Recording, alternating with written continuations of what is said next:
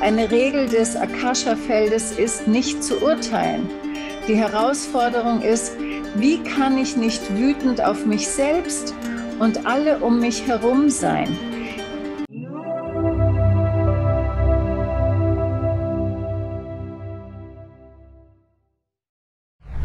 Ich möchte Linda Hau in der Show begrüßen. Wie geht's, Linda Hau? Großartig, danke. Und dir? Vielen Dank, dass Sie in die Sendung gekommen sind.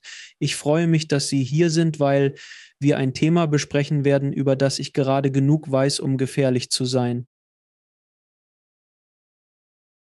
Ich habe über die Akasha-Chronik gelesen. Ich verstehe, was sie sind, aber ich habe mich nie wirklich tief damit beschäftigt. Im Grunde ist das genau das, was du seit vielen, vielen Jahren tust und mehrere Bücher zu diesem Thema geschrieben hast. Bevor wir also auf die Akasha-Chronik eingehen, wie hat deine spirituelle Reise begonnen? Nun, ganz zufällig, wie du dir denken kannst, oder? Ich war in meinen frühen und weißt du, ich komme aus dem Mittleren Westen. Man hört es an meinem Akzent, oder? Und ich wurde in einer sehr traditionellen Religion erzogen. Das Leben war gut, oder? Ich bin zielstrebig und total begeistert vom Leben. Ich dachte, wenn ich alles perfekt managte und alles richtig machte, würde ich glücklich sein. Mit 24 Jahren erwachte ich in einem fantastischen Job, den ich nicht mochte. Weißt du, was ich meine? Ich hatte ein cooles Auto, schöne Kleidung und weißt du, die Wahrheit ist, ich hatte großartige Freunde. Mein Leben war reich, voll, sah von außen großartig aus. Das einzige Problem war, dass ich innerlich leer war.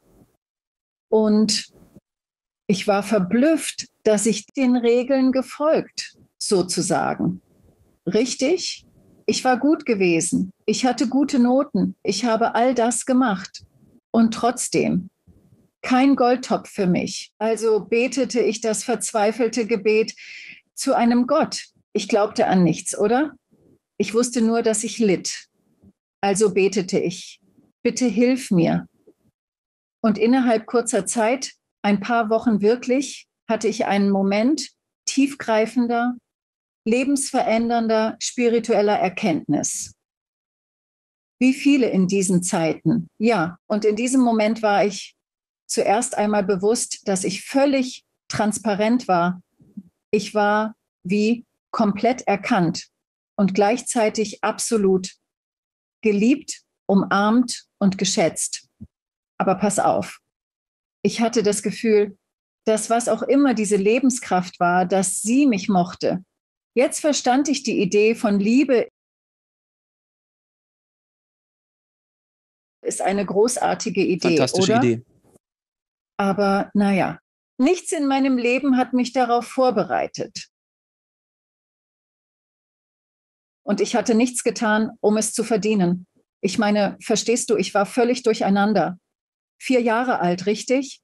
Und dann, als der ich bin, begann die Suche, weil ich dachte, ich wusste nicht, was das war. Ich hatte keine Ahnung.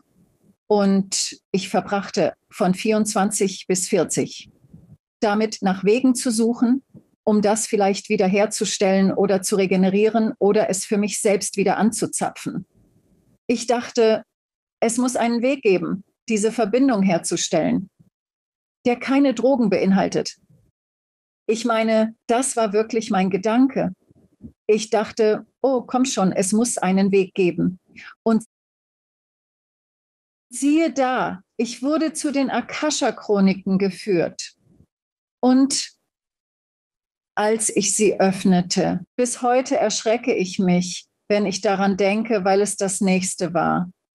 Es fühlte sich an, als wäre ich wieder in diesem Moment, als ich 24 war. 1994. Ich überlasse dir die Mathematik. Ich weiß es nicht.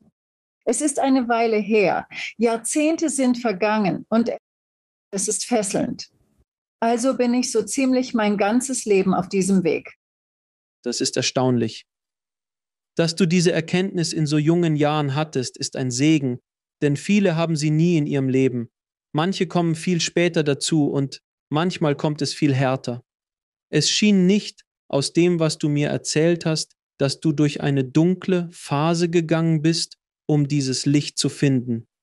Du warst tatsächlich an einem sehr, in Anführungszeichen, glücklichen Ort, äußerlich, nicht innerlich. Von außen betrachtet sah es fantastisch aus. Ja, genau. Das ist es. Als Westler war es ziemlich passend, da ich das westliche Erfolgsideal erreicht hatte. Doch als ich erkannte, dass es für mich leer war, war ich am Boden zerstört und fühlte mich verraten. Natürlich war ich alles. Und wenn ich jetzt zurückblicke, erkenne ich wirklich die Perfektion. Oh, natürlich. Ja. Im Nachhinein betrachtet sieht man diese Dinge und denkt sich, okay, das ergibt alles Sinn. Ich verstehe. Mit 24 denkt man, das ergibt keinen Sinn. In 16 Jahren hast du gesucht. Ergab keinen Sinn. Nein, das waren dunkle Zeiten. Es war eine Achterbahnfahrt. Es war fabelhaft. Ich hatte eine tolle Zeit. Das Leben ist eine Fahrt. Das Leben ist eine Fahrt. Das bringt mich zu einem Zitat von Jim Carrey, einem sehr berühmten Komiker und Schauspieler. Er sagte, er wünschte, jeder auf der Welt könnte alles bekommen, was er jemals wollte, damit sie verstehen würden, dass es nicht alles ist, weil er es tat. Er hat im Grunde genommen das bekommen, was du auf Steroiden hast. Der berühmteste Mensch der Welt. Zig Millionen Dollar, schöne Frauen, alles, was er wollte, stand ihm zur Verfügung. Und er fühlte sich innerlich tot. Er sagte, leer. Und er meinte, oh, und deshalb ist er jetzt, wer er ist. Und er hat sich mehr der spirituellen Seite zugewandt, anstatt diese berauschende Welt, in der wir leben. Es ist extrem. Ich weiß, dass es so ist. Was sind die Akasha-Chroniken? Das Akasha-Archiv ist ein Schwingungsarchiv jeder Seele und ihrer Reise als Mensch. Okay? Wenn wir das analysieren, betrachten wir, was es ist. Ein Schwingungsarchiv. Da es schwingt, ist es nicht physisch. Wir können es nicht sehen. Weder mit bloßem Auge noch mit dem stärksten Auge. Okay, es gibt also keinen Bibliothekar, es gibt keinen. Es gibt keinen Bibliothekar. Ich wünschte, es gäbe einen. Ich liebe Bibliothekare. Nein, es gibt keinen Bibliothekar. Es gibt keinen Ort zum Gehen. Es ist überall. Faszinierend, oder? Überall zugänglich in seiner Gesamtheit.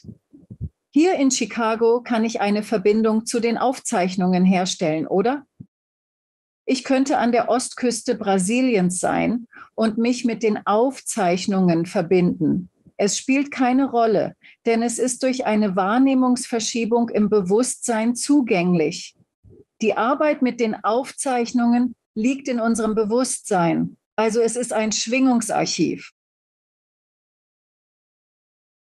Also es ist eine Sammlung. Jeder ist darin, richtig? Menschen, die wir mögen, Menschen, die wir nicht mögen. Wir können niemanden löschen. Wenn also jemand anruft und sagt, ich nehme dich aus den Aufzeichnungen, kannst du dich einfach entspannen. Und es ist eine energetische Unmöglichkeit, oder? Jeder ist dabei. Das ist es, was das Archiv ausmacht, richtig? Ein Schwingungsarchiv jeder Seele und ihrer Reise als Mensch. Das ist wirklich faszinierend für mich, weil es Leute gibt, die sagen, oh, was ist mit meinem Leben? Ich weiß nicht, in einer anderen Welt. Hör zu. Ich weiß es nicht. Wir wissen es nicht. Aber das Archiv sagt nichts. Das Archiv sagt nicht, nein, das ist nicht wahr oder ja, das ist wahr. Das Archiv hat nichts mit anderen Galaxien zu tun. Geht es um die menschliche Seele, oder? In seinen Inkarnationen, hier auf der Erde. Es spricht auch interessanterweise nicht darüber, wie. Es gibt Leute, die sagen, oh, wenn du dich schlecht benimmst, musst du wieder ein Hase werden. Wenn du Glück hast, gruseliger Krabbler. Okay. Und dass wir aus Sicht der Aufzeichnungen die Spezies wechseln, ist das wahr?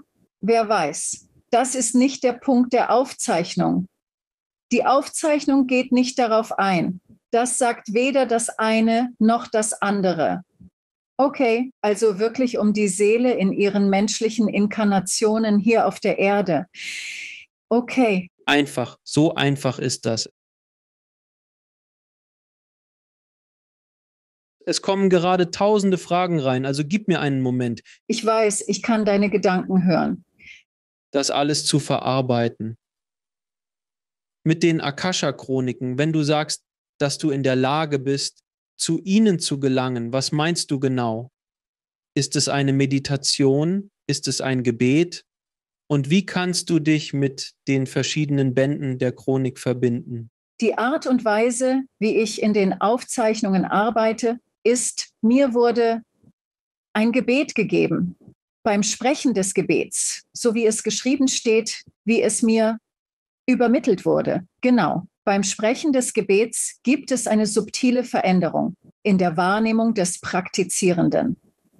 Also, wenn ich deine Aufzeichnungen öffne oder auch meine eigenen, bin ich der Praktizierende. Beim Sprechen des Gebets, beim Befolgen der Anweisung, erlebe ich eine ausreichende Veränderung, um diese Eindrücke zu registrieren. Okay, jetzt. Die Herausforderung für den Leser liegt darin, Worte für das zu finden, was es scheint, dass sie bekommen. Denn das ist keine exakte Wissenschaft. Es ist weich, richtig? Es ist eine weiche Sache. Also ist die Aufzeichnung immer verfügbar. Mich fasziniert, dass die Leute ständig darauf stoßen. In jedem Kurs, den ich jemals irgendwo auf der Welt unterrichtet habe, wird immer jemand sagen, oh, das. Warum hast du nicht gesagt, dass es das ist? Ich kenne das. Ich war hier. Ich bin schon einmal in dieses Wasser getreten. Richtig? Der Unterschied beim Gebet. Es gibt ein Eröffnungs- und ein Schlussgebet. Okay. Beim Eröffnungsgebet treten wir ein. Beim Schlussgebet schließen wir alles ab. Beim Sprechen des Gebets kann der Praktizierende die Verbindung herstellen. Richtig. Und dann, wo auch immer Sie sind, und dann in der Lage sein, die Anliegen des Anfragenden anzusprechen.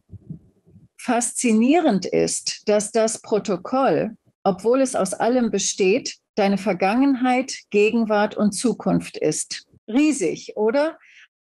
Aber die Wahrheit ist, dass wenn ich mich mit meinen Aufzeichnungen verbinden und alles auf einmal bekommen würde, es mir nichts nützen würde. Genau. Kannst du es sehen? Alles explodiert. Also unsere Fragen sind wirklich entscheidend. Unsere Fragen, meine menschlichen Anliegen sind der Weg hinein. Richtig. Und mit ihnen. Es gibt nur eine Handvoll. Richtig? Arbeit und Geld. Herkunftsfamilie, Liebe. Richtig. Aber wirklich Gesundheit. Okay? Aber sehen Sie, die Aufzeichnung ist lebendig und was am besten funktioniert, ist, Fragen zu stellen, die für mich jetzt lebendig sind. Also, wenn ich gesundheitliche Probleme habe, gehe ich in meine Aufzeichnung und frage, was ist los mit meiner Gesundheit?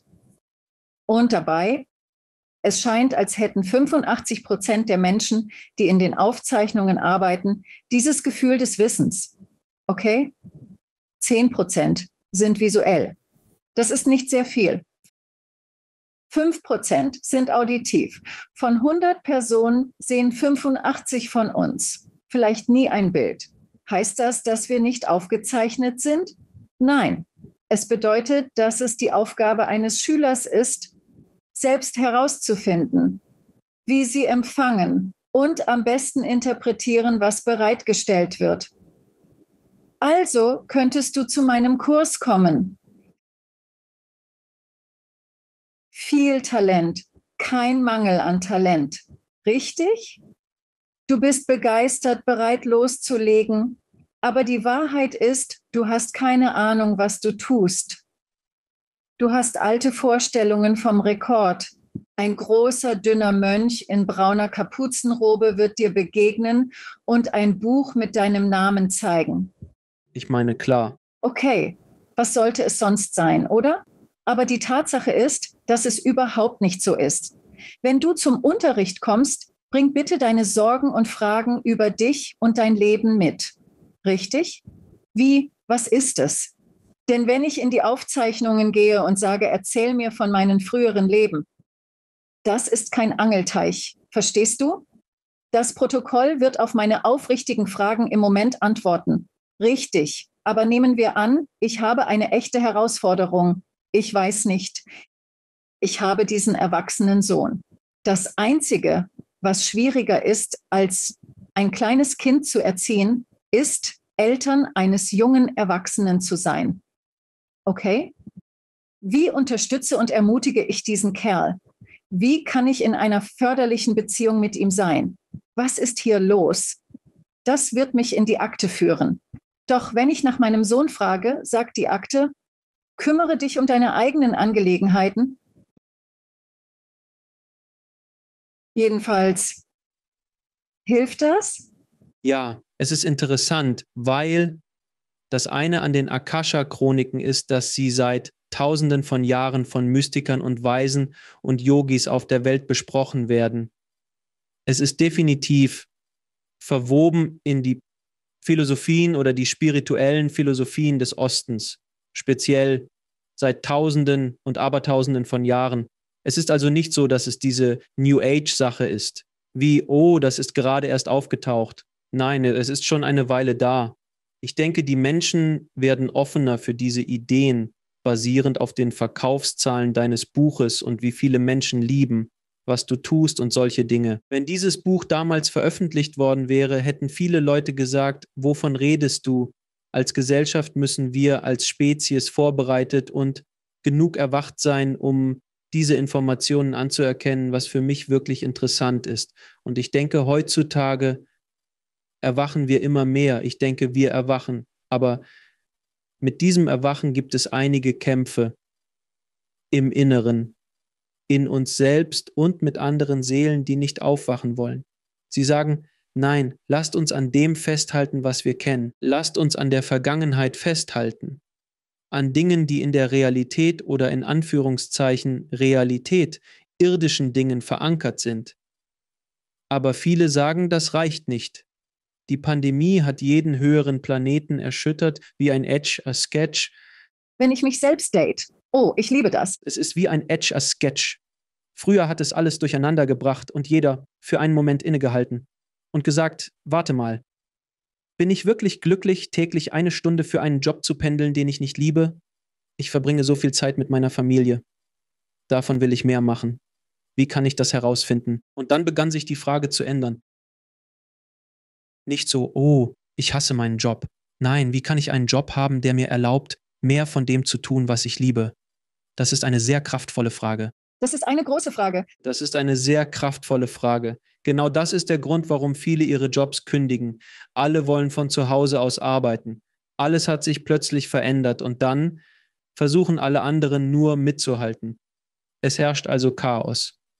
Bevor wir zu den Akasha-Chroniken zurückkehren, würde ich gerne hören, was Sie dazu zu sagen haben. Die Welt erlebt einen Wandel, das steht außer Frage, zwischen Umwelt, Politik, Wirtschaft, Pandemie, allem. Die Welt durchläuft einen massiven Wandel. Was denkst du, was gerade im Erwachen von uns als Spezies passiert und wohin wir gehen? Und meiner Meinung nach, und das sage ich ständig in der Sendung, ich glaube nicht, wir sind noch nicht am Tiefpunkt.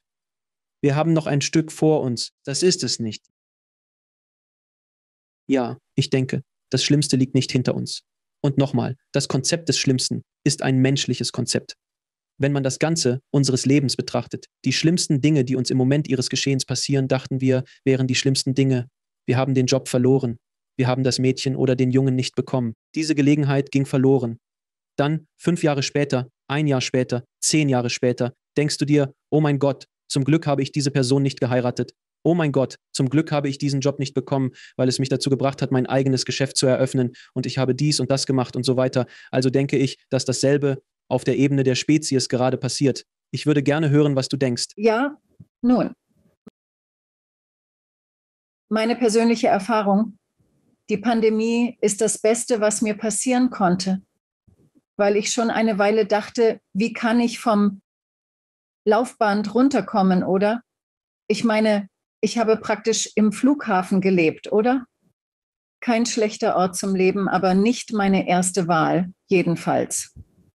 Und ich konnte mich nicht stoppen. Okay, ja, du da. Glamourös. Und das war Oh, alles. das Ego. Oh, mein Ego. Liebte es. Ich liebte es. Doch dann kam die Pandemie. Jedenfalls. Und ich fand mich zu Hause wieder, was ich, wie sich herausstellte, liebte. Aber hier war die Sache. Ich sah mich um und ich habe viel Arbeit in meine Aufzeichnungen gesteckt, was sehr klar wurde. In all dem, besonders in den frühen Tagen, war die Frage, was ist dieses Virus und so weiter. Wir hatten wirklich Angst. Ist das wirklich das Ende? Richtig? Es war wirklich interessant. Alle Verdächtigungen gegenüber anderen Menschen wurden verstärkt. Oh mein Gott, diese Person könnte ein Träger sein, wenn sie nicht krank ist. Vielleicht bin ich ein Träger.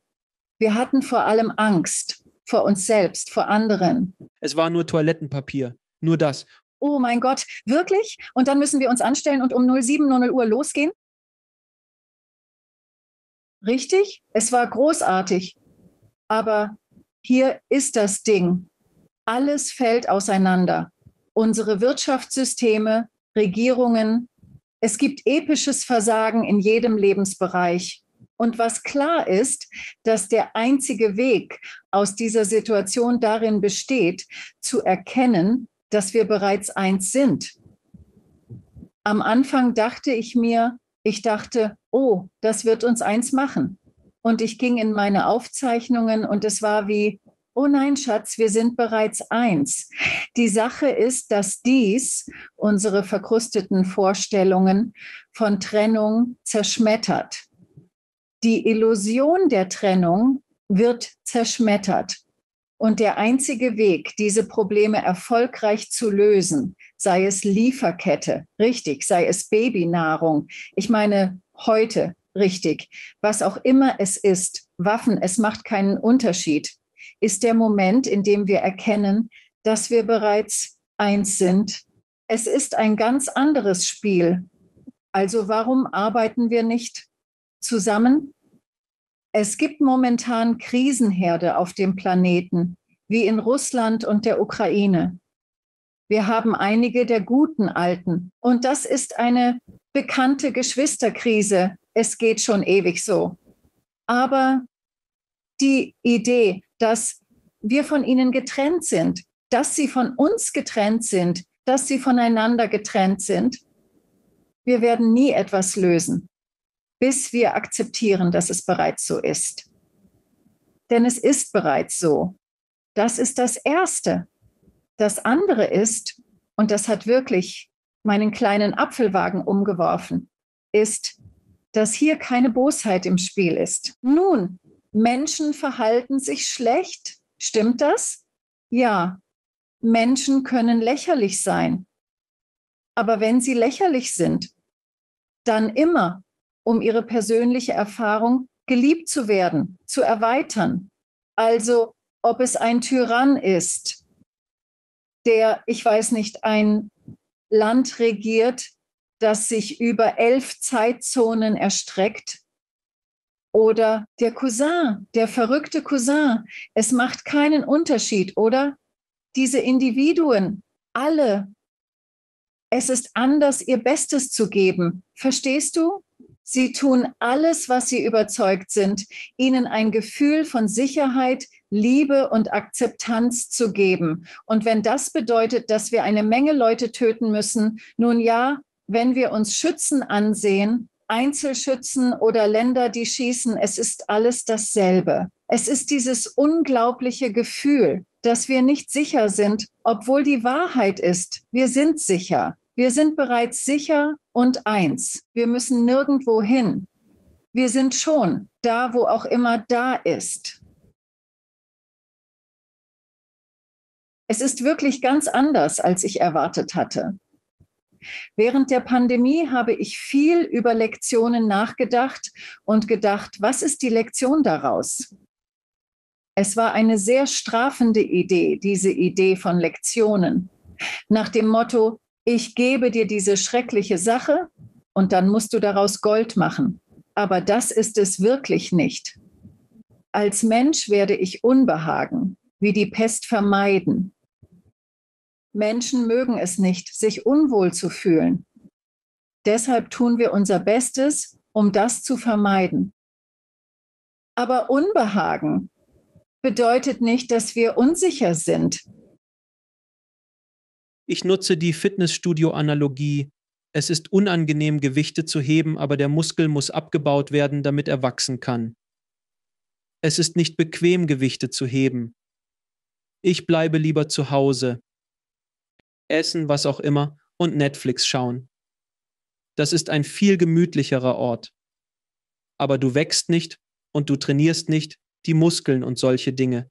Und dann entstehen andere Probleme daraus. Also, in einer Komfortzone zu leben, ist nicht besonders gut. Wir sind, denke ich, evolutionär darauf programmiert, in Komfortzonen zu leben, weil das Sicherheit bedeutet. Wenn wir die Box kennen, in der wir uns befinden, können wir nicht verletzt werden oder die Wahrscheinlichkeit, verletzt zu werden, wird viel geringer. Aber ich benutze immer den Tiger um die Ecke. Aber der Tiger um die Ecke, der könnte dich fressen. Jetzt sind es keine echten Tiger mehr. Es ist alles andere auf der Welt, was wir tun. Ob es deine eigenen persönlichen Herausforderungen sind, mit denen du umgehen willst oder ähnliches. Es ist ziemlich faszinierend. Es ist ziemlich faszinierend. Das Akasha-Chronik. Du hast erwähnt, dass ein Gebet kommt und geht. Also ohne dieses Gebet kannst du nicht zugreifen? Nein. Hier ist der Unterschied, den ich gefunden habe. Vor dem Erhalt des Gebets, das ich 2001 bekam. Davor arbeitete ich mit einem anderen Gebet. Das war sehr interessant, weil es sehr geistig getrieben war. Es war in Ordnung. Es war sehr geistig. Die Aufzeichnung begann gerade, für weltliche Menschen wie uns geöffnet zu werden. Und natürlich, er wusste nicht, was wir taten. Aber das ist nicht der Punkt. Der Punkt ist, wir haben experimentiert. Und ich bin aufgewacht und habe erkannt, dass die Leute, mit denen ich arbeite, wirklich Herz haben. Sie sind alle Emotionen. Und dieses Gebet, es war, als gäbe es eine Trennung. Also habe ich für etwas Neues gebetet und bekam es. Okay. Ohne das Gebet sind die meisten Leute, wie du sicherlich, zufällig auf die Aufzeichnungen gestoßen. Ich weiß, dass ich es getan habe. Ich war so, oh, das. Ich kenne diesen Ort. Es ist faszinierend, weil es eine Vertrautheit hat. Allerdings haben wir keine Autorität darüber und wir leben in einer Zeit, in der wir Autorität übernehmen. Autorität für unsere eigene spirituelle Reise annehmen, die Zeit des Priesters und des wer auch immer. Diese Zeiten sind vorbei. Jeder ist jetzt verantwortlich für sein eigenes spirituelles Wachstum, seine Expansion und sein Bewusstsein. Und der große Unterschied zwischen dem Arbeiten mit einem Gebet oder dem Hoffen. Bevor ich das Gebet hatte, hoffte ich, dass ich wieder an den Punkt kommen könnte, als ich 24 war. Also machte ich Dinge wie Yoga, trank den grünen Drink, ich stellte mich auf den Kopf und wenn es ganz schlimm wurde, bügelte ich richtig als spirituelle Praxis. Ich meine, ich versuchte alles. Ich konnte die Kombination nicht finden. Wie ist die Kombination für dieses Schloss? Dann erhielt ich dieses Gebet, das einen einfachen Bewusstseinswandel bewirkte. Interessant ist, dass wir in den Aufzeichnungen voll bewusst, verantwortungsbewusst und absichtsvoll sind. Also es wird nicht an mir getan. Es geschieht durch mich. Ich bin ein williger Teilnehmer. Richtig? Also wir kommen aus Tausenden von Jahren, in denen wir Opfer unserer eigenen Spiritualität waren. Richtig? Denn was sollten wir sonst sein? Aber jetzt, wie machen wir diesen Wandel? Und das ist der Wandel, der im Gange ist. Wie machen wir das? in meiner eigenen Arbeit? Habe ich das Bewusstsein, dass darum geht es in meinem Leben? War nicht in meinem Plan, aber das ist eine andere Geschichte, oder? Aber es ist so, okay, mein Leben dreht sich darum, den Menschen hilfreiche Ideen zu geben. Stimmt, richtig. Den Menschen die Werkzeuge geben, die sie brauchen. Richtige Bildung darin. Man kommt mit Talent in den Unterricht, aber ohne die Fähigkeit können wir nicht weitermachen. Ich gehe zu meiner Mutter für die Fähigkeit. Sie fragt, was redest du da? Richtig? Unsere Vorgänger hatten diese Fähigkeiten nicht. Unsere Kinder wissen es bereits. Mein Sohn sagte mir als kleiner Junge, was ist das ganze Gerede über das Licht? Das weiß doch jeder. Jeder ist vom Licht erfüllt. Bist du nicht ein Dummkopf, Mama? Oder es ist urkomisch. Aber sehen Sie, wir sind diese Brückengeneration. Wir sind die Brücken. Warum? Wir sind besessen. Wir wollen alles lernen. Wir versuchen es, wir drängen, wir schieben, wir erforschen. Wir gehen tiefer. Wir gehen weiter hinaus. Denn dies ist unsere Zeit mit der Verantwortung, den Weg für die kommenden Generationen zu ebnen. Wir wollen den Weg öffnen, auf positive Weise, die uns geholfen haben. Es ist so interessant, dass meine Generation, ich bin ein Gen Xer, also als Gen Xer, kennen wir die alte Schule. Ich erzähle meinen Kindern, früher gab es eine dunkle Zeit, nur 3 Kanäle und keine Fernbedienung. Und sie so, was? Es ist, als würde ich eine Geistergeschichte erzählen und ich halte diese Taschenlampe unter mein Gesicht. Wenn du nicht rechtzeitig da warst, um die Sendung zu sehen, war sie für immer weg, vorbei, denn es gab damals keine Wiederholungen oder Syndikation. Was? Also ich kenne diese Welt, aber ich gehöre auch zu einer Generation, in der das Internet entstand und an Einfluss gewann. Diese Generation ist mit allem verbunden, wo meine Kinder sind in einer Welt aufgewachsen, in der wir alle vernetzt sind. Information ist einfach, es ist simpel. Man muss in eine Bibliothek gehen, um sie zu finden. Es ist wirklich interessant. Ich liebe das Wort Brückengeneration, weil es wirklich so ist. Meine Arbeit, die ich mache, öffnet buchstäblich Tore und Türen für meine Kinder und die nachfolgende Generation. Richtig. Aber sehen Sie, was sie so effektiv macht, ist, dass sie in die alten Ideen hineingeboren wurden und sie verstehen sie und haben Mitgefühl für sie. Kein Urteil. Eines der absoluten Prinzipien des akashischen Feldes ist, nicht zu urteilen. Also kommen wir herein. Und die Herausforderung ist, wie kann ich nicht wütend auf mich selbst und alle um mich herum sein, als ob man es hätte wissen müssen? Richtig? Also, stehen wir wirklich am Scheideweg. Und was mich fasziniert, ist, dass das Protokoll findet seinen Weg durch Menschen als die Schnittstelle zwischen Himmel und Erde. Wenn ich daran denke, das sprengt einfach meinen Verstand. Also wenn ich jeden Menschen, den ich treffe, als eine ideale Mischung verstehe, ein einzigartiges Individuum, harmonisiert von Himmel und Erde, und dann hinauszugehen und das zu teilen, ich weiß nicht. Das raubt mir den Atem.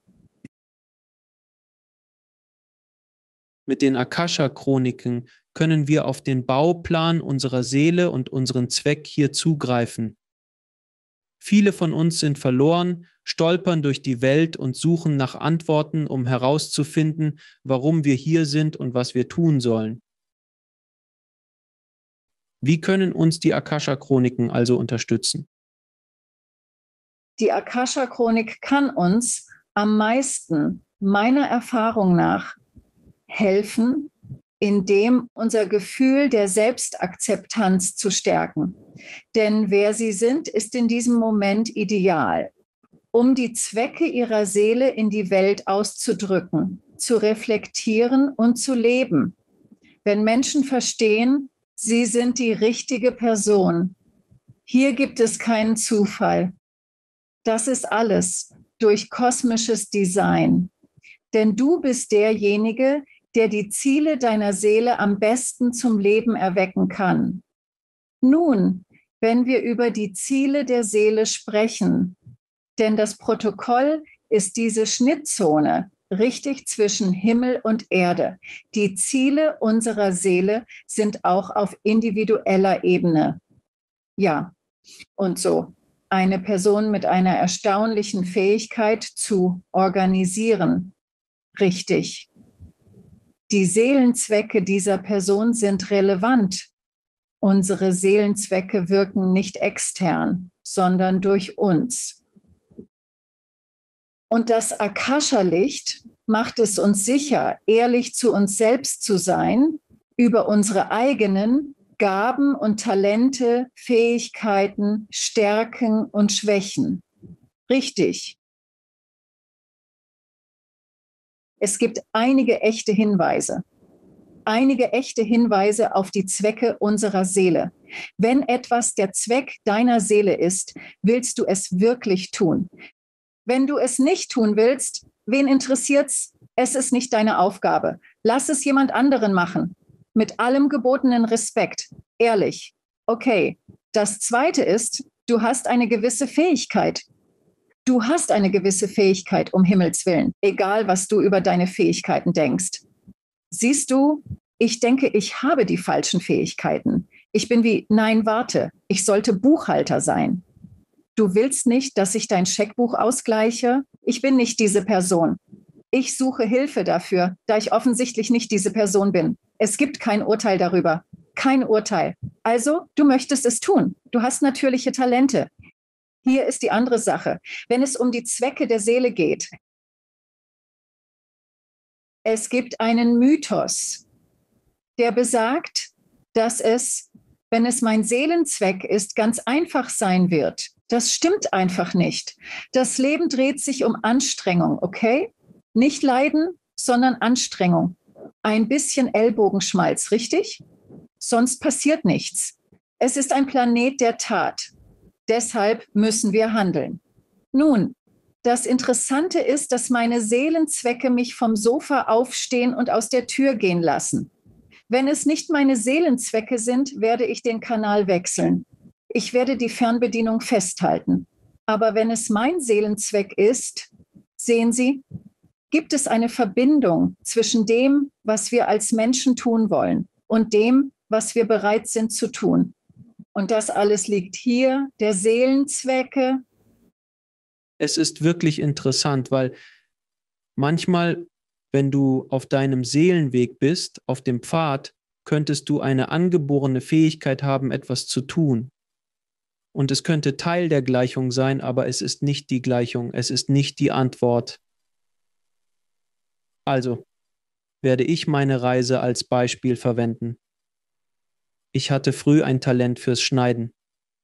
Ich war Cutter für Filme, Fernsehsendungen und Werbespots, aber mein wahres Ziel war immer, Regie zu führen. Ich habe meine Schnittfähigkeiten genutzt, um meinen Lebensunterhalt zu verdienen. Diese Basis, die ich aufgebaut hatte, wurde schließlich in meinem Traum genutzt. Durch all die Jahre des Schneidens wurde ich zu einem viel besseren Regisseur. Es gab viel Wut, Frustration und Bitterkeit, als ich sah, dass ich anderen bei ihren Träumen half, obwohl sie oft nicht wussten, was sie taten. Einmal gaben sie einem 3 Millionen, aber ich konnte kein Geld für meinen Film bekommen.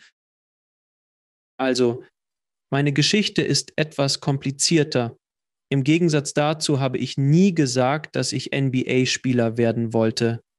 Dann kämpfte ich die nächsten 10 Jahre darum, ein NBA-Spieler zu werden, obwohl ich offensichtlich nicht die Statur, die Fähigkeiten oder irgendetwas dafür habe. Aber ich hatte die Fähigkeiten und das Können, um das zu tun, was ich anstrebte. Aber dennoch öffneten sich die Türen nicht so, wie ich es brauchte. Es gab Dinge, die mich zurückhielten, alles meine Mentalität. Aber ich wollte das nur für das Publikum klarstellen, weil manchmal bin ich vielleicht ein wirklich guter Organisator. Nehmen wir dein Beispiel, ich bin vielleicht ein wirklich guter Organisator, aber was ich wirklich tun möchte, ist Architekt sein. Nun, die Fähigkeiten eines Organisators können zweifellos als Werkzeug im Werkzeugkasten eines Architekten dienen. weil es manchmal etwas unklar wird und man kann Jahrzehnte damit verbringen, den falschen Weg zu gehen. Etwas zu jagen, das vielleicht. Ergibt das Sinn? Ja, natürlich. Aber hier der Punkt, es ist ökologisch und wirtschaftlich, also wird nichts verschwendet. Nichts. Jedes Talent, das wir entwickeln, manchmal wachen Menschen auf und sagen, oh mein Gott, ich bin hier drüben. Mein Weg ist dort drüben. Richtig? Ich habe eine Freundin. Das ist so lustig. Sie war Ärztin, eine sehr gute Ärztin, sehr glücklich als Ärztin. Wachte eines Tages auf und entschied, dass das alles falsch ist, was auch immer. Jetzt macht sie Immobilien. Sie liebt Immobilien. Wie kam sie vom Arztberuf zu Immobilien? Nun, es sind alle möglichen schrecklichen Dinge passiert. Und unterwegs hat sie nicht gesagt, oh, ist das nicht großartig? Ich werde zu meinem göttlichen Zweck geführt. Sie war wütend wie die Hölle, oder? Für ein paar Jahre. Aber Tatsache ist, in dieser Immobilienbranche, um in die Immobilienbranche zu gehen, musste sie all ihre Urteile über Immobilien loslassen. Immobilien sind für Gauner und Ärzte sind gute Menschen. Ich meine, all diese Dinge, oder? Alles musste auf ihrem Weg verschwinden. Sie musste all diese alten Vorstellungen loslassen und sie arbeitet mit Menschen, einzeln. Alles, was sie als Ärztin kultiviert hat, lernen zuzuhören, mit Menschen umzugehen, die aus verschiedenen Gründen wirklich unglücklich waren, hinter ihre Fragen zu hören, ihre Bedenken zu verstehen. Was ihnen wichtig war und was ihnen nicht wichtig war, all das Fähigkeiten haben sie zu großer Zufriedenheit und Exzellenz geführt im Immobilienbereich. Anfangs dachte ich, mein ganzes Leben sei verschwendet. All die Schulbildung, all das. Nein, einverstanden. Das gehört alles dazu, weil sie eine bestimmte Art von Immobilienmaklerin ist. Weißt du, ich würde sagen, wahrscheinlich eine der einzigartigeren, da sie aus einer sehr ungewöhnlichen Perspektive stammt. Von Immobilien, richtig? So funktioniert alles. Deshalb ist es sehr wichtig, dass wir nicht vorschnell urteilen. Bevor ich das tat, war ich in der Titelversicherung. Über Titelversicherung sprechen. Es ist äußerst spannende Arbeit. Oh, das ist das Langweiligste in Amerika. Aber weißt du was? Ich habe Geschichte studiert. Natürlich landete ich in der Titelversicherung, bis es nicht genug chinesisches Essen gab, um mich glücklich zu machen. Ich musste raus. Es war schrecklich, aber egal. Also arbeite ich jetzt in den Archiven. Was interessanterweise. Alles ist, was ich wollte. Von der Titelversicherung habe ich alles gefunden, was ich von der Geschichte wollte. Es geht darum, wer die Menschen sind. Es geht darum, was wichtig ist. Es geht darum, was es braucht, um sich zu verändern. Wie transformieren wir uns? Ist das Akasha-Archiv das Licht der Wahrheit? Es geht nicht darum, dass uns ein Führer sagt, was wir tun oder wohin wir gehen sollen. Das Licht soll auf uns scheinen, damit wir uns selbst sehen und erkennen können, so wie wir vom Leben selbst gesehen und erkannt werden. Und dann beginnen zu erkunden, was möglich ist. Einfach nur, weil, wenn wir die Idee akzeptieren, dass wir in einer Welt und einem Universum ohne Überschuss leben, geschieht alles so, wie es sein muss in deinem Leben. Wenn du vom Weg abkommst, wirst du möglicherweise zurück auf den Hauptweg geführt. Du legst Fähigkeiten und Werkzeuge in deinen Werkzeugkasten, die du irgendwann in deinem Hauptziel nutzen wirst. Als Beispiel, ich war fast 30 Jahre in der Filmindustrie tätig und podcaste jetzt von außen. Obwohl ich immer noch in der Filmindustrie arbeite, ist mein Hauptfokus jetzt das Podcasten. Wie gelingt der Übergang vom Editor und Filmemacher zu einem Gespräch mit dir?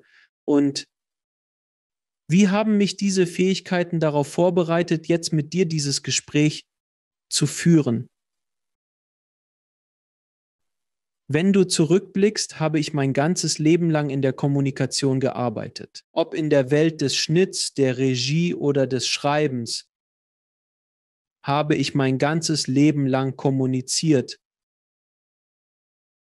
Dank meiner technischen Fähigkeiten, die ich im Laufe der Jahre erworben habe, war es mir möglich, eigenhändig ein Geschäft aufzubauen, mehrere Shows zu produzieren und dabei Hunderttausende von Dollar an Kosten zu sparen, indem ich Leute dafür anstelle, weil ich das technische Wissen habe, alles selbst zu machen. Also im Nachhinein. Wenn du im Lernprozess steckst und Werkzeuge hinzufügst, bist du vielleicht nicht glücklich, aber es ist ähnlich wie im Fitnessstudio. Wenn du die nächsten 5 Jahre Gräben graben müsstest, jeden Tag gehst du raus, hackst auf den Boden ein, hebst und bewegst Erde, denkst, Gott, Jesus, das ist schrecklich. Am Ende sagt jemand, du solltest ein Kraftdreikämpfer werden. Du hast in den letzten 5 Jahren einen Körper aufgebaut, weil du dich über das Graben beschwert hast. Du fragst dich, worauf das hinausläuft. Plötzlich öffnet sich die Tür und jemand sagt, du solltest ein Kraftdreikämpfer werden. Dann bist du ein professioneller Kraftdreikämpfer. Ich benutze das nur als Beispiel, aber so funktioniert es doch, oder?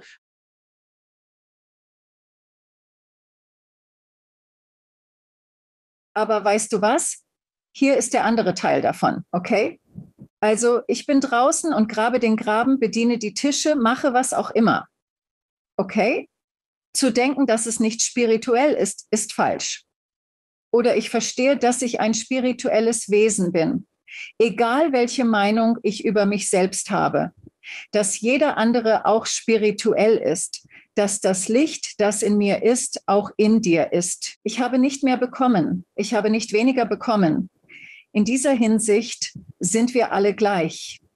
Dies ist ein spirituelles Universum, in dem jede Handlung spirituell ist. Selbst das Rufen von DoorDash. Das ist der Höhepunkt meiner Spiritualität. Nein, verstehst du?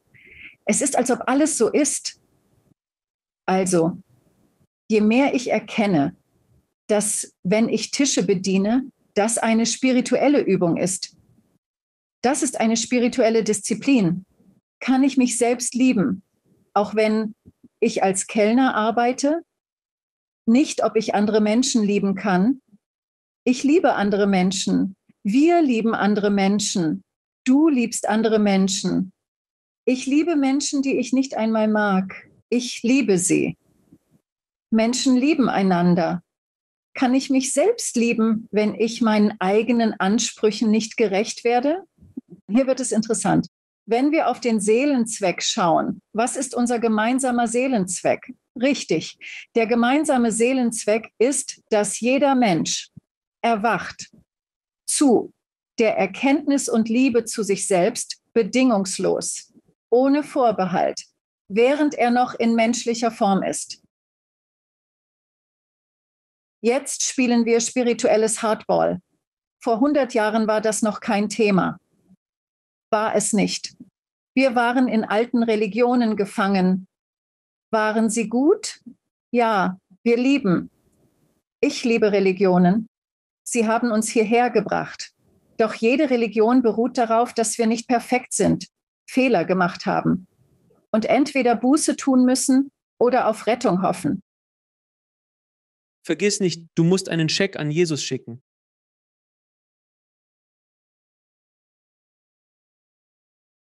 Richtig? Das ist alles. Aber das zeigt, wie wir über uns dachten, dass strenge Religionen das Beste waren, was wir uns vorstellen konnten. Wir sind im Wandel. Wir verändern uns. Oder?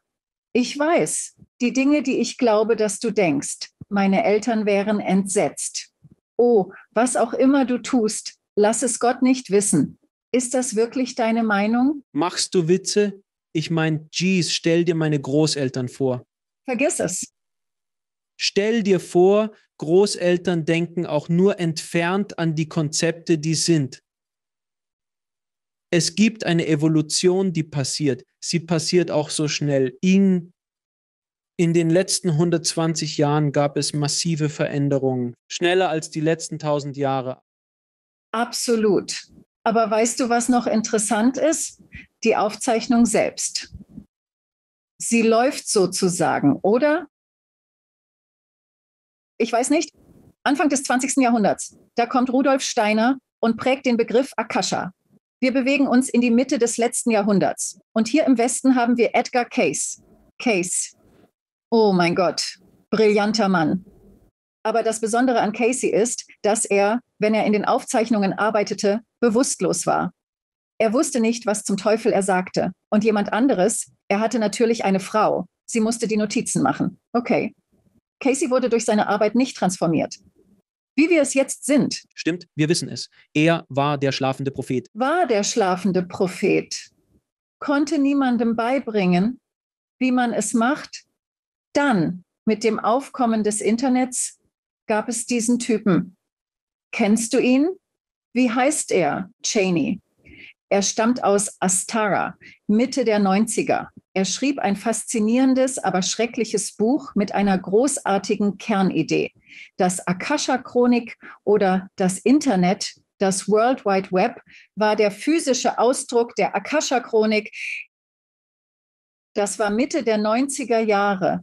Zu dieser Zeit wurde das Archiv für Leute wie uns geöffnet. Ich werde dir jetzt den Kopf sprengen. Wenn du willst, bin ich bereit.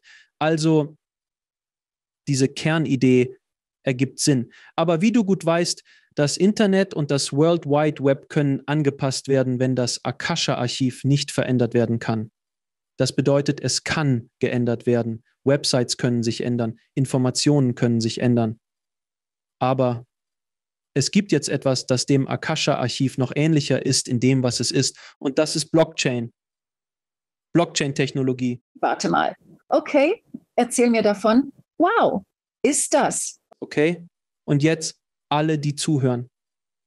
Blockchain ist nur ein grundlegendes Konzept. Das ist die grundlegende Basis von Kryptowährung, ob man daran glaubt oder es mag oder nicht. Es spielt keine Rolle. Aber allein die Idee der Blockchain ist revolutionär und wird für die Menschheit genauso revolutionär sein, wenn nicht sogar mehr als das Internet. Der Grund dafür ist, dass es ein Protokoll ist, ein buchstäbliches Protokoll, ein Hauptbuch, das bei jeder Transaktion aktualisiert wird. Wenn Sie ins Hauptbuch schreiben, entsteht ein Eintrag. Jeder Eintrag wird in die Blockchain gesperrt und bleibt für immer dort. Es bleibt unverändert und manipulationssicher. Also ist es die ganze Zeit da. Als du mir das Akasha-Wunder erklärt hast, dachte ich, das klingt wie Blockchain. Meine Frage. Ja. Also, wer hat die Befugnis, mit dieser Blockchain zu interagieren? Und, genau wie der Eintrag. Richtig. Niemand hat die Kontrolle. Es ist nicht an einem Ort, sondern überall und jederzeit. Oh, ich liebe das. Es ist dezentralisiert, es ist es auch. Dezentralisiert, genau. Es ist dezentralisiert, die Grundlage der Blockchain. Kryptowährungen und Transaktionen laufen darauf. Technologie baut Dinge wie medizinische Aufzeichnungen. Es gibt unzählige Ideen, wie die Blockchain die Art und Weise, wie Dinge funktionieren, verändern wird. Im Beispiel ähnelt sie der Akasha-Chronik.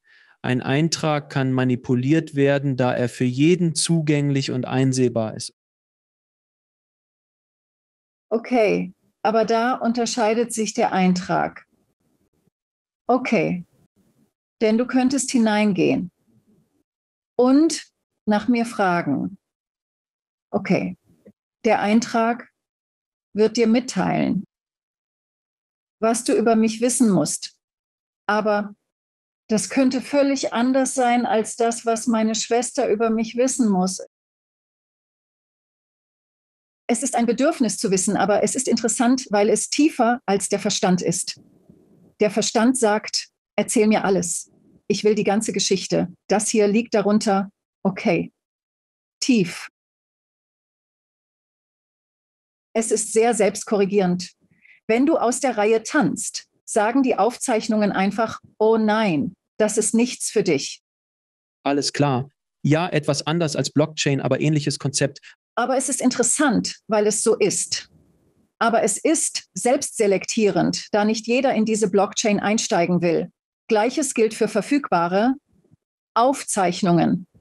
Das bedeutet nicht, dass jeder teilnehmen möchte. Und nicht jeder versteht, wie man darauf zugreift oder bestimmte Aufzeichnungen nutzt. Es ist also ähnlich. Ich denke, das wird noch eine Weile so bleiben. Meine Eltern und Gott bewahre Großeltern versuchen immer noch E-Mails zu verstehen. Da ist es. Wie bekomme ich einen Anhang? Was ist mit Anhängen? Wir erhalten die E-Mail mit Anhang. Ja, was ist der Text? Wie unterscheidet er sich von der E-Mail? Ich bin so gleich da. Ich bin sicher, dass meine Kinder das auch mit mir machen werden. Vielleicht werden wir es nicht. Vielleicht sind wir in Zukunft schlauer. Mal sehen. Sie sagen dann, Papa, das Hologramm funktioniert so. Wenn du dort drückst, gehst du auf das Holodeck und kannst dann ein Getränk bestellen. Oh Gott, Papa. Lass mich dir eine Frage stellen als Experiment. Könntest du eine Frage über mich in den Akasha-Chroniken stellen und sehen, was herauskommt? Nur aus morbider Neugier, weil mir die Idee gefällt. Sie sagen, sie werden dir nichts sagen, es sei denn, du musst es wissen. Die Informationen, die du wissen musst. Ich kann nicht anrufen oder auf die Akasha-Chronik zugreifen. Linda, als sie ein Kind war, was waren ihre früheren Leben? Das geht dich nichts an. Es sei denn, wir, wie Linda und ich, haben dieses schlechte Blut. Warum? Oh, weil ihr beide. Geschichte. Andere Geschichte, oder? Und das bringt uns zurück zu den Arten von, wie das Protokoll antwortet auf unsere Fragen. Es antwortet auf eine aufrichtige Anfrage. Richtig? Wenn ich wirklich wissen will, wissen muss über etwas, eine Person, einen Ort, eine Sache, einen Zustand, eine Situation, das wird auf eine Weise offenbart, die mir jetzt an diesem Punkt hilfreich ist, okay? Wenn ich es nicht brauche, wird es so sein. Oh, was noch? Was noch? Die ganze Zeit bekomme ich das. Oh ja, das macht Spaß. Aber nein, das ist wirklich nicht der Punkt, weil ich so leicht abgelenkt werde. Es ist faszinierend, denn wenn wir in den Aufzeichnungen arbeiten, sehen wir uns im Licht der Wahrheit, ohne Urteil, ohne Kritik, oder? Es ist wie, oh mein Gott, da gehe ich wieder. Gibt es also irgendeinen Wert oder denkst du daran, die Aufzeichnungen über unser Gespräch jetzt zu überprüfen? Ich nicht. Okay, da ist es. Ja, nein. Wir sprechen viel über Schwingungen und das Anheben deiner Schwingung. Bestimmte Menschen sind auf einem bestimmten Schwingungsniveau. Hast du Vorschläge, wie Zuhörer ihre Schwingung erhöhen, ihr Bewusstsein steigern und sich ein wenig erwecken können? Hier ist die Sache. Im Protokoll, alles ist Schwingung. Das verstehen wir. Das ist absolut wahr. Okay. Was wahr ist, ist, dass Menschen eine bewusste Verbindung mit Vibration durch Emotionen herstellen. Emotionen werden von Gedanken angetrieben. Hier findet eine Operation statt, bei der die Leute sagen, dass sie ihre Vibration erhöhen möchten. Warum? Was ist das? Was willst du wirklich? Wen interessiert deine Schwingung? Vor einem Monat wusstest du nicht einmal, dass du eine hast. Ich will das Höchste, ich will der Höchste sein. Ich will der Höchste sein. Natürlich, das wollen wir alle. Aber die Sache ist, Menschen, wir erleben Vibrationen nicht als Vibrationen. Richtig? Und wenn doch, na und? Was wir wollen, sind Dinge wie Erfüllung, Zufriedenheit, Glück, Bereicherung, Liebe, Glückseligkeit, okay? Bewusstseinszustände. Dann stellt sich die Frage, wie komme ich dorthin? Richtig? Also aus Sicht der Aufzeichnung. Das Akasha-Feld, ein einheitliches Feld von allem, richtig? Alles ist darin, höhere und niedrigere Schwingungen. Das Protokoll urteilt nicht. Als Menschen müssen wir in beschleunigte Schwingungen wachsen. Es tut mir leid. Ich wünschte, es gäbe Nein, du hast absolut recht. Ich weiß das. Ich verstehe das vollkommen. Auf dem Niveau, von dem du sprichst, könnten die Zuhörer gewollt haben, dass diese Information herauskommt. Nur für den Fall. Sie denken sich vielleicht, kann ich das einfach beschleunigen? Ich will einfach erleuchtet werden. Kann ich das? Aber hier der Punkt, die Wahrheit ist jeder. Egal. Seien Sie vorsichtig, wie wir uns selbst bewerten. Wir sind nicht hier, um uns selbst zu beurteilen. Wir sind hier, um unser Leben zu erleben. Also können Sie sagen, oh, ich möchte erleuchtet sein. Wer weiß, vielleicht bist du es schon. Jeder ist bereits erleuchtet. Wir erwachen bereits. Jeder, der zu dieser Zeit auf den Planeten kam, hat entweder ein großes Loch im Kopf oder ist bereits erleuchtet. Ich meine, komm schon. Niemand bei klarem Verstand würde sagen, hey, ich gehe rein. Setz mich ein, Coach. Dies ist die Zeit. Das ist knallhart, das ist knallhart. Aber die Idee mit der Vibration, so geht's. Das ist faszinierend. Bei der Arbeit mit Aufzeichnungen anderer benötigen wir Erlaubnis. Wir öffnen nicht einfach die Aufzeichnungen von Leuten, die wir nicht kennen, nur weil sie interessant sind. Bitte, du musst mir persönliche Erlaubnis geben. Du musst sagen, könntest du das bitte tun? Das gibt mir die Erlaubnis, wenn der Praktizierende hat vorübergehende Autorität über das Lichtgitter, das dich an Ort und Stelle hält. Wenn der Praktizierende die Wahrheit erkennt, versteht, kann die Wahrheit sprechen, vermitteln, beschreiben. Was passiert, ist, dass dein Lichtgitter oder das Lichtmuster sich verändert. Und dann gehst du und wächst in das neue Muster hinein. So funktioniert das. Wenn ich jetzt sage, oh, hör zu, du bist hier, lass mich einfach an deinem Lichtgitter herumbasteln. Lass mich mit deinem Schwingungsfeld spielen. Aus Sicht der Aufzeichnungen funktioniert das nicht so. Denk daran, das Aufzeichnungsfeld ist die Schnittstelle zwischen Himmel und Erde durch einen Menschen. Also müssen wir betrachten, was du erkennst und wie du lebst und die Ausrichtung der beiden. Und aus spiritueller Sicht war jede Entscheidung, die du getroffen hast, die beste Entscheidung, die du zu diesem Zeitpunkt treffen konntest. Niemand steht jemals auf und sagt, heute ist der Tag, an dem ich mein Leben und das Leben meiner Kinder zerstöre. Niemand sagt das jemals.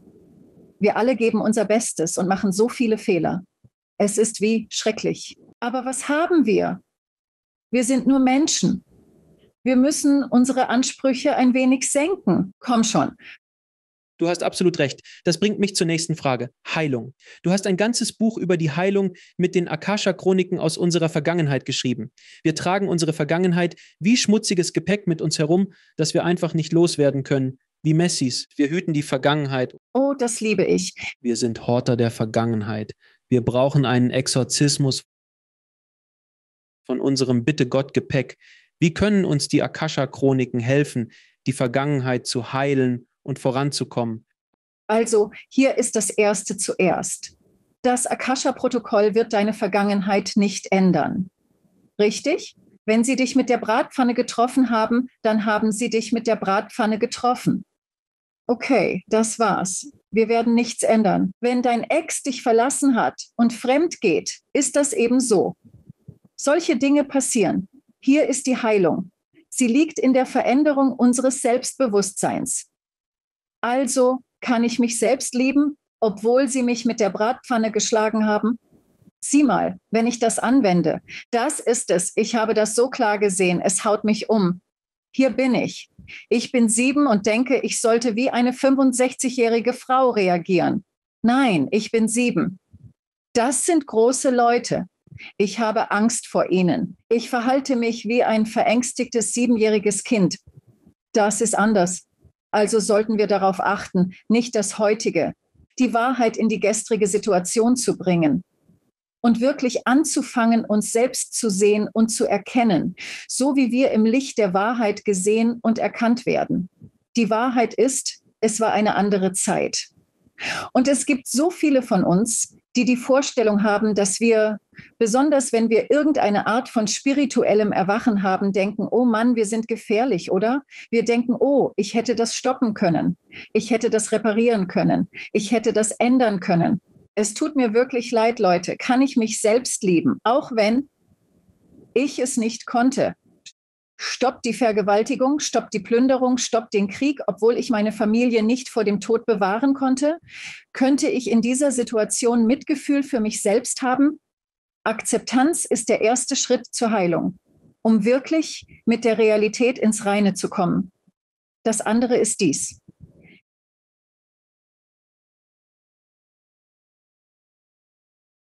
Bin ich bereit, freundlich, respektvoll und liebevoll zu sein? In der Spiritualität geht es darum, ob wir liebevoll sein können, auch wenn es schwierig ist. Manche Menschen sind leicht zu lieben, andere eine Qual. Wie kann ich mich selbst lieben, wenn jemand mich nicht versteht? Wahrscheinlich ein Familienmitglied, oder? Wie liebe ich mich selbst, wenn ich dachte, wenn ich irgendeine Art von Person wäre, würde meine Ehe für immer halten? Wie liebe ich mich selbst, wenn mein Kind drogenabhängig ist? Nicht wie liebe ich mein Kind, ich liebe mein Kind. Es geht einfach immer weiter. Dann kommt der nächste Teil. Bin ich bereit, am Leben teilzunehmen, obwohl ich nicht perfekt bin? Als ich anfing, an der Platte zu arbeiten, dachte ich, oh, das ist großartig. Jetzt werde ich herausfinden, wie ich perfekt werde. Richtig? Dann werde ich teilnehmen. Aber ich gehe nicht raus, bis ich perfekt bin. Auf keinen Fall. Nun, siehe da, hier sind wir. Wie viele Jahre später? Ich habe meine Handvoll Probleme. Bin ich bereit, teilzunehmen? Bin ich bereit, andere Menschen zu lieben und sie zu besuchen, obwohl? Wir alle haben unsere Liste von Beschwerden. Das, was uns zurückhalten kann, sind die Beschwerden gegen uns selbst. Es ist wie, oh, Schatz, Schatz, Schatz, wenn wir reden. Als ich zum ersten Mal in die Akten kam, hatte ich all diese. Ich hatte viele großartige Ideen. Keine davon war richtig, aber sie waren großartig. Und sie waren wie? Ich hatte das Hauptbuch, richtig? Also, hier ist die Sache. Du hast ein gutes Leben, du hast ein schlechtes Leben, du bist ein guter Mensch, du bist ein schlechter Mensch. Dann bin ich in den Akten. Weißt du, was ich herausgefunden habe? Ich war immer ein guter Mensch. Manchmal habe ich mich wie ein Idiot benommen, aus Angst. Trotzdem war ich gut.